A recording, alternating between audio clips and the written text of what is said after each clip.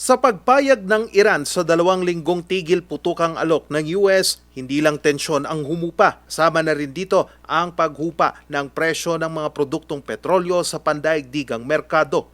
15 hanggang $20 ang ibinaba ng presyo ng kada bariles ng langis. Pero tumaas ulit ito dahil sa naging pag-atake ng Israel sa Lebanon. Pero sa kabila niyan, inaasahan ang rollback sa mga produktong petrolyo sa susunod na linggo. Ayon sa Means of Platts Singapore o MOPS, posibleng 5 hanggang 7 piso ang rollback sa diesel, piso hanggang 3 piso at 50 sentimo sa gasolina, habang 5 piso naman sa kerosene. Kaya para sa mga motoristang nasasakal na sa taas presyo ng petrolyo, malaki na raw itong tulong. Yung kinikita namin tulong na yung bawas sa krudo yon. Dapat sana kung ano yung taas ng itinataas niya, ganun din sana yung pagbaba niya para match lang sana. Kung sa amin lang na drivers yan, may tulong na konti, pero konti lang yung chance niya. Ayon kay Department of Energy Secretary Sharon Garin, hindi pa raw matitiyak ang eksaktong ibababa ng presyo ng mga produktong petrolyo at kung mapapanindigan ng Iran at US ang ceasefire. Hopefully kung yung trend lang based on the 4 days, may rollback siya.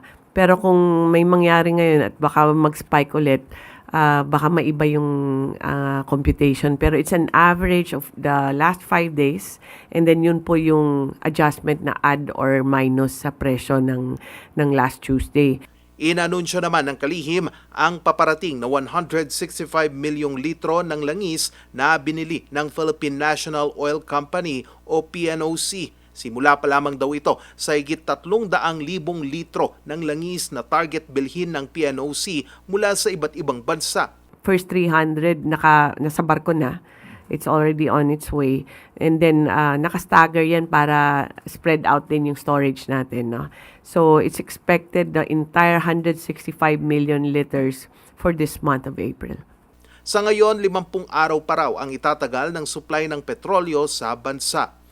Samantala, sisimulan na sa susunod na linggo ang 10 pisong discount sa kada litro ng diesel ng mga PUV drivers at operators. 150 liters kada linggo lamang ang limit para sa 10 pisong diskwento. If everything looks good, then handa na tayo. I understand SEC around 14,000 gas stations will be involved in this program. It's never been done before, but it's something that all our transport sector is looking forward to. Maliban dyan, ipapatupad din ang 20% discount na pamasahe sa 50,000 na mga PUV sa buong bansa at ang service contracting program ng DOTR. Dito, babayaran ng pamahalaan ng 40 hanggang 100 pesos ang kada kilometrong itatakbo ng mga PUV bilang dagdag kita ng mga driver.